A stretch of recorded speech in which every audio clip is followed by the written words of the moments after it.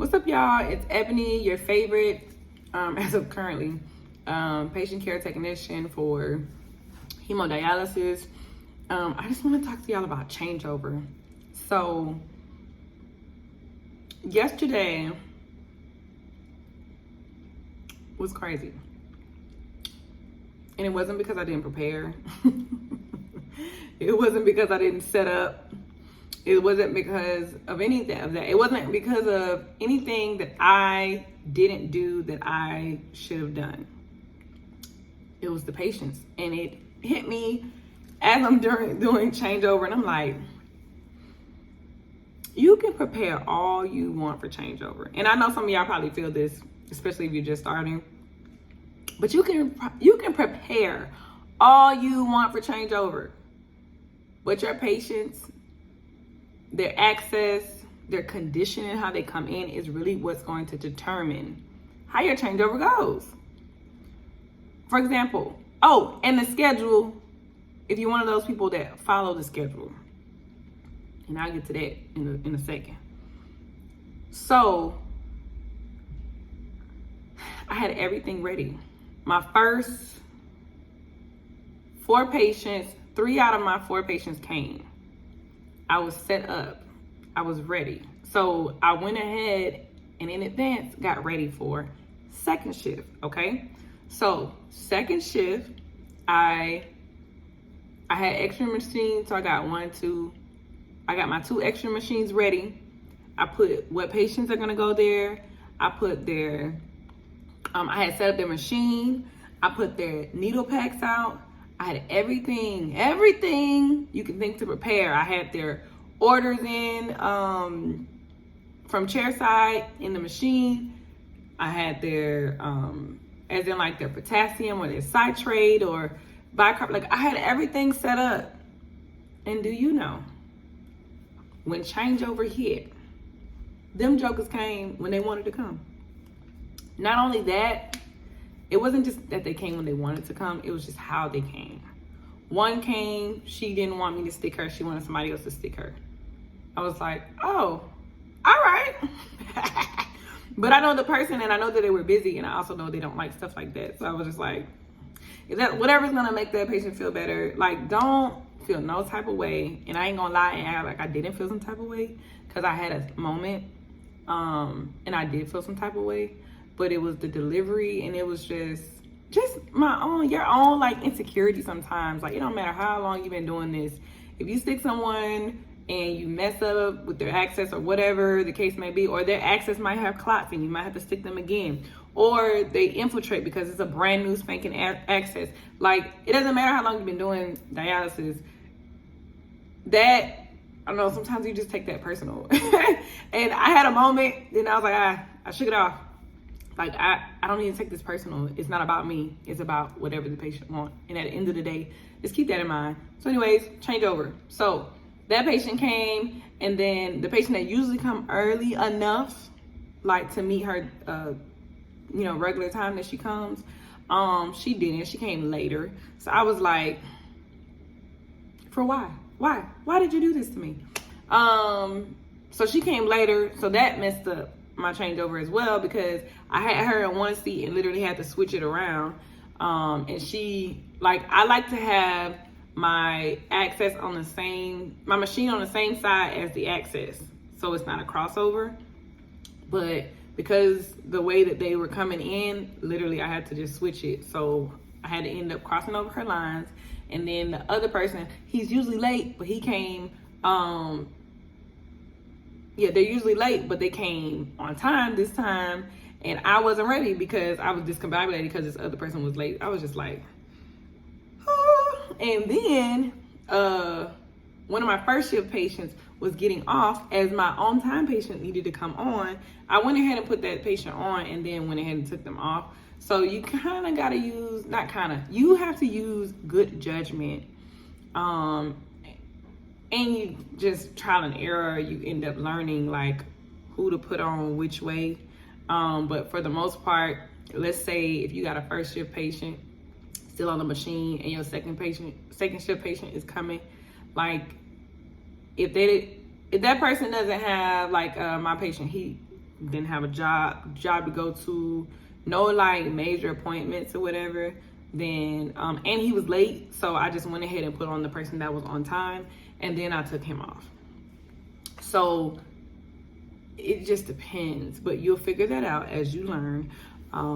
Yeah, but that just blew my mind yesterday, and I was just like, wow, like I did everything I know to do to prepare in my control, and I can't control what time the patients come. I can't control how they come in. I can't control basically anything that has to do with them, except trying to get them start the treatment on time, if there's not other conditions, of course. So I hope that encourages somebody who's like, why is my changeover trash? And sometimes that schedule, just know that whoever's doing the schedule, manager or whoever, or charge nurse or whoever, like if they haven't worked the floor, they don't know your schedule. So that schedule can have like someone coming off at the same time as someone can be coming on. Like it can literally have like 10:10 and then someone supposed to come on at 10:10, and you'd be like, but how? So honestly, you physically literally can't do that. So I don't always follow schedule wise. If I look at it and it says that, I say, okay, let me see how they come in. Because then it's kind of like, well, what do I need to do? And I say that because I go to other clinics. I float around to other clinics. I'm not float, but I do float around to other clinics or travel to other clinics, whatever word you want to use. Or take, I like travel. Travel sounds better. Anyways, yeah, so I really hope that encourages someone. Like, it doesn't matter. And if you come to work that day and the schedule just literally does not fit physically, then, you know, make sure you mention it to who you can, i.e. that would either be the charge nurse or the clinical manager who makes the patient schedule, and just let them know. And most of the times they are open to changes, because like the clinical manager might not be working the floor like that, so they don't really know or understand like, okay, my pod is chaotic. And yeah, I've learned some behind the scenes with schedule wise and using the schedule, and it's interesting. I'm gonna just say that it's very interesting. And I'm just like, every clinic is different. Like some clinics don't have any transportation patients. My clinic, and particularly my main clinic, has lots of transportation patients. When I say transportation, I mean they use city transportation. They use, you know, the non-medical transportation, who is also going to other dialysis centers. And I know that for a fact because I see them there as well. So it was this one patient we had in particular. They were always getting picked up late. And she's an elderly woman, and she would be crying. I'd be like, oh my God, no. So I would be getting on to them like, we can't be having her crying. If she start crying, that means you're too late. So they ended up rearranging things to where they pick her up at a decent time. But I noticed why. It was because they were going all the way on this side of town, because I was at that clinic one day and I'm like, that doesn't make sense to me. They were going on this side of town before they got to her. So I was just like, y'all schedule is whack as well. But you need to consider elderly patients. You need to consider those type of patients and be like, okay, hey manager, can you rearrange this so that this particular patient is not waiting forever and is not so upset that they begin to cry. And it wasn't a cry like some patients can cry just out of the fact that they're there. And that's not to sound insensitive, but it's just saying like, that wasn't that type of cry. It was a cry of like anxiety and concern, because sometimes like if it's an elderly patient, then their loved ones who they live with they need to be home at a certain time so that they can meet them there. And it's like all these different dynamics. But that's what goes on at my place.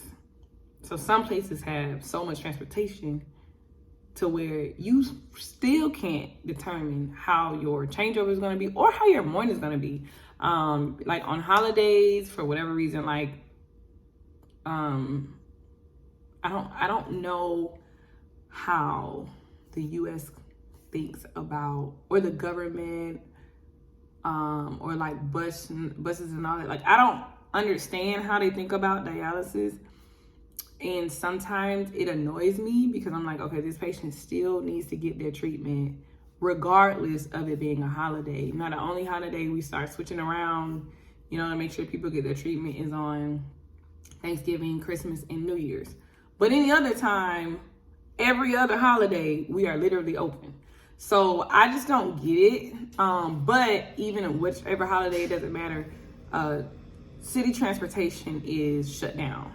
So it'll be a great number of our patients that don't get treatment because they don't have a ride. That's disturbing. It's very disturbing.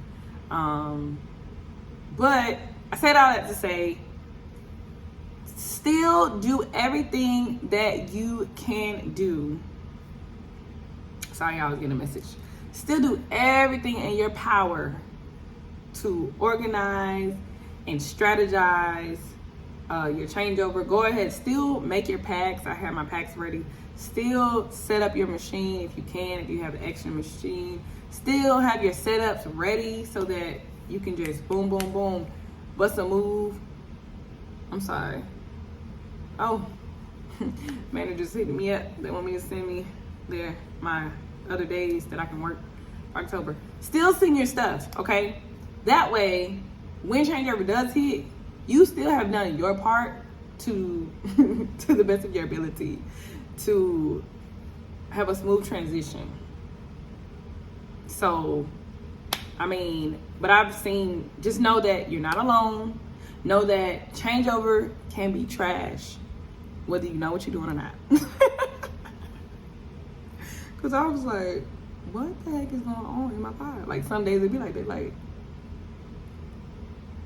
okay, we're gonna have a better day tomorrow. And I will have a whole pep talk with myself, like, you know what?